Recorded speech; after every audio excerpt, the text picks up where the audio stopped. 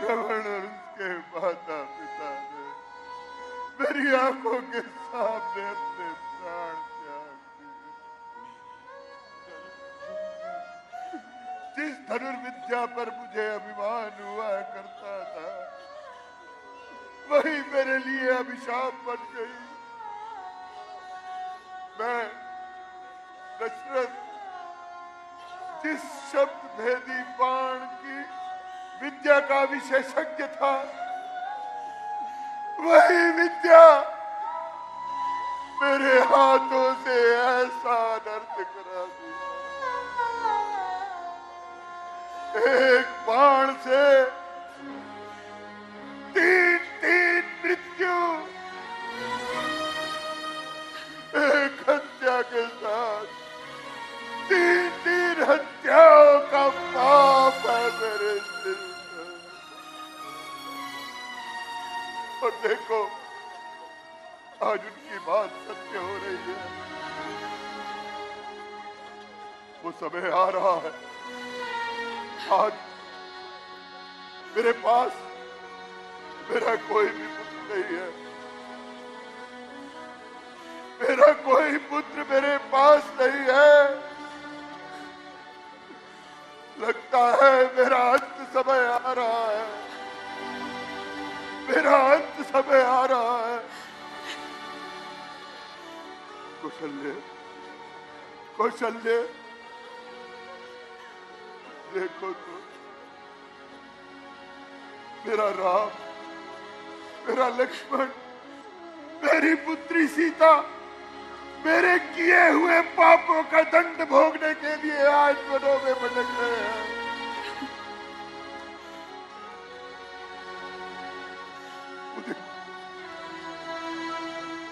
वो देखो काले काले बादल घुमड़ कर आ रहे हैं। लगता है कि वर्षा होगी। हम इन अट्टालिकाओं की सुदृढ़ प्राचीरों में सुरक्षित है, पर मेरे बच्चे खुले आकाश के नीचे वन में भटक रहे हैं। राम बड़ा स्वाभिमानी है, वो नगर में प्रवेश नहीं करेगा। उसके पीछे पीछे सीता और लक्ष्मण भी उसका अनुसरण करेंगे। अरे जब वर्षा की ठंडी ठंडी बूंदे मेरे बच्चों के शरीर पर पड़ रही होगी, मेरे बच्चे उससे बचने के लिए किसी वृक्ष के नीचे टिटुर रहे होंगे। मेरे बच्चे किसी वृक्ष के नीचे टिटुर रहे, और ये सब मेरे ही कारण हुआ है, मेरे ही कारण। अरे मेरा राम नहीं आ सकता, मेरा लक्ष्मण नहीं आ सकता, तो कोई मुझे ही उनके पास ले चलो। मैं उनके पग के, उनके मार्ग में आने वाले कंटकों को अपनी पलकों से चूमूंगा। जब लखन गया, रघुवीर गया, सीता भी गई साथ ही में। चल गया, प्राण भी चला गया, आशा भी गई साथ ही में। प्राणों, प्राणों तुम इनके साथ चलो, इनके संबंधी हो जाओ। आंखों, ये दृश्य देखने से पहले तुम अंधी हो जाओ। तुम घर का प्यार छोड़ते हो, मैं अपना प्यार छोड़ दूंगा। तुम छोड़ रहे हो अवधपुरी।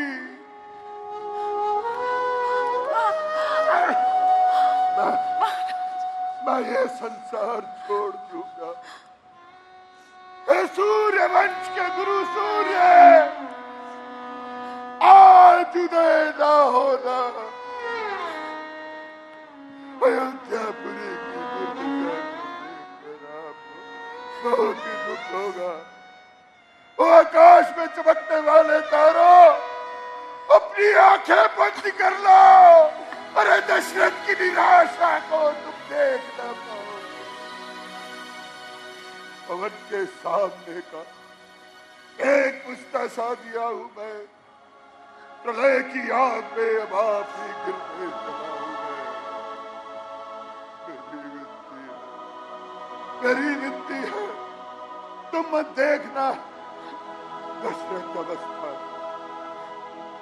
निकल आएंगे आंसू देखकर लुटती अयोध्या को।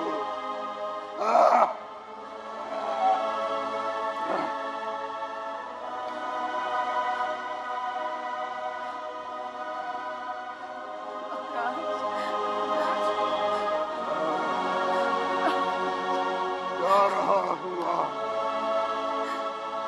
दुनिया से सदा मेरा दरबार सर्वदा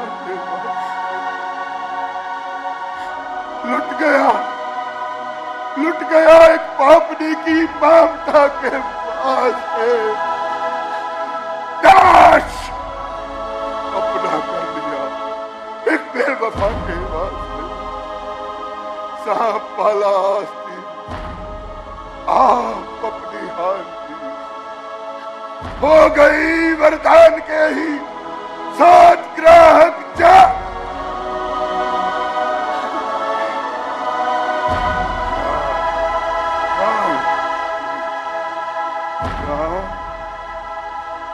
राम राम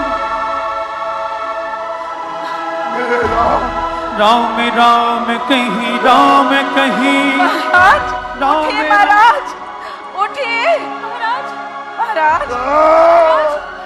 महाराज महाराज क्या हुआ? उठिए महाराज। गुरु जी उठिए। गुरु जी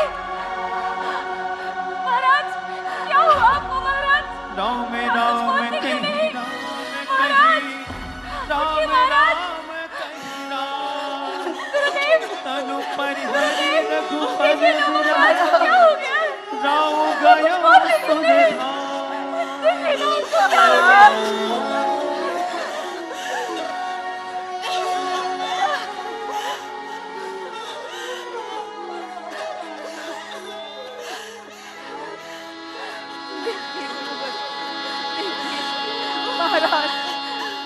आती को?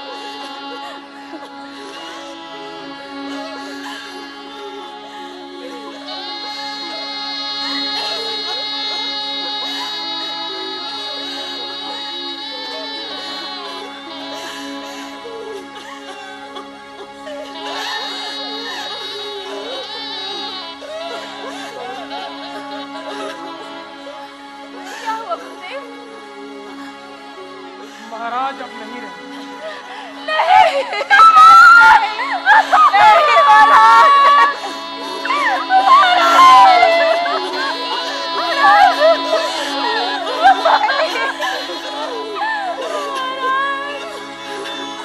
महाराज उठिए महाराज, आंखें खोलिए महाराज, उठिए। देखिए आपकी प्रिय रानी आ गई है महाराज। महाराज देखिए आपकी प्रिय रानी आ गई है।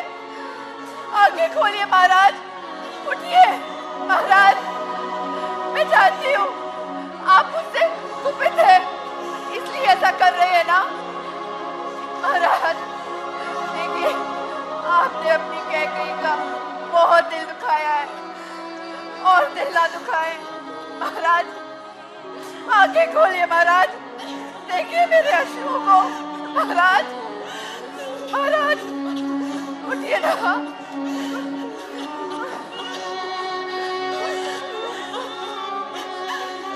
गुरु वशिष्ठ, इनके शरीर में अभी भी ताप है, इनका हृदय हृदय जल रहा है, शरीर में ताप है। कोई राजवैद्य को बुलाओ।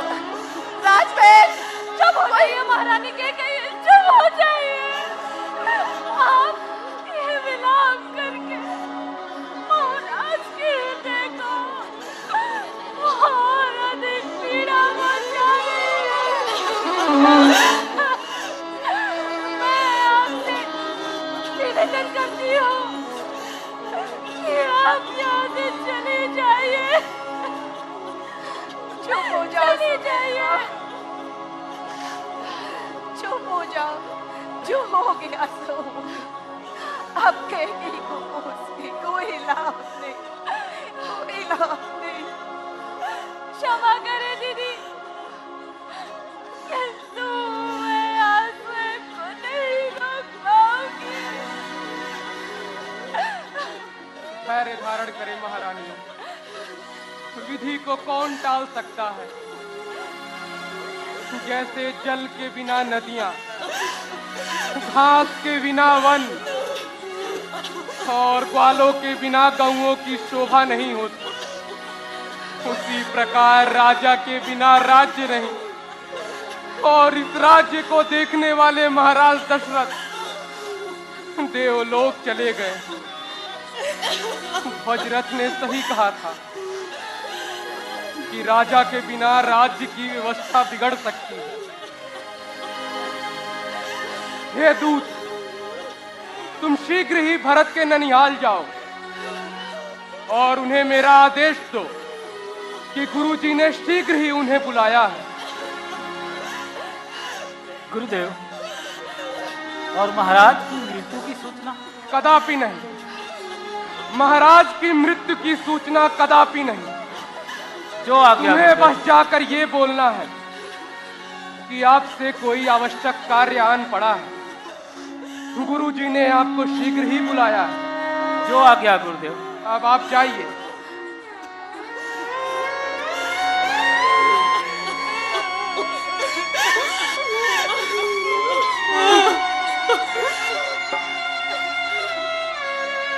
नहीं, ये नहीं हो सकता, ये कदापि नहीं हो सकता। शत्रुघ्न, शत्रुघ्न! क्या बात है भैया? शत्रुघ्न, आज मैंने बड़ा ही विचित्र स्वप्न देखा। विचित्र स्वप्न? कैसा स्वप्न भैया?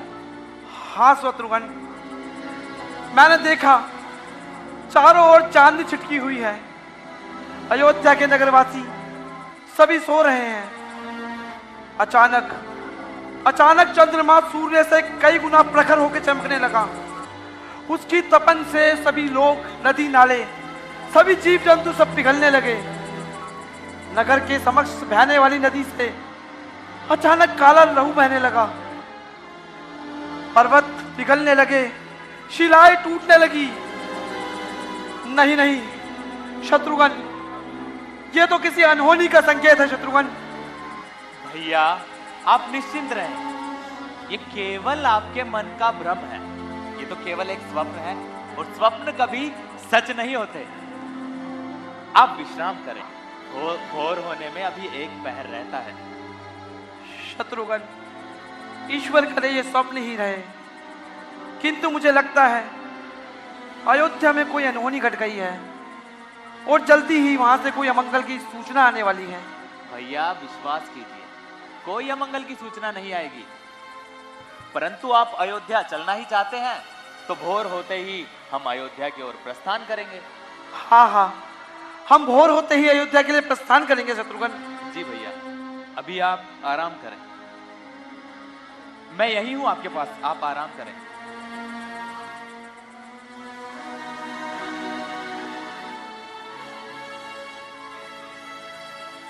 भैया, आप क्यों व्यर्थ में चिंतित होते हैं? मैं कह रहा हूं ना, वहां सब पुत्र भरत, पुत्र शत्रुघ्न। प्रणाम माता जी। प्रणाम मामा जी। अयोध्या से दूत आया है। अयोध्या से इस समय? हाँ शत्रुघ्न, मैंने तुमसे कहा था ना, मामा श्री उसे शीघ्र बुलाइए। हाँ मामा जी। दूत,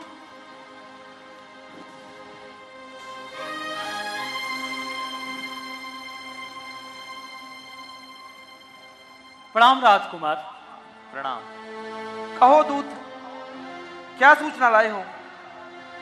क्षमा करें राजकुमार, परंतु ये सूचना नहीं है, ये कुछ बहुमूल्य वस्त्र और आभूषण है जो महारानी कैकेयी ने आपके और आपके मामा श्री के लिए भिजवाया है। इसे धारण करें राजकुमार। ठीक है, इन्हें आप मामा श्री को दे दीजिए।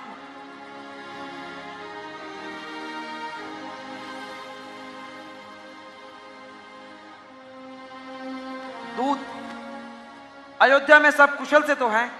जी राजकुमार, सब कुशल से है। भैया राम, लक्ष्मण, पिताजी, सारी माताएं सब कुशल से तो हैं? जी राजकुमार।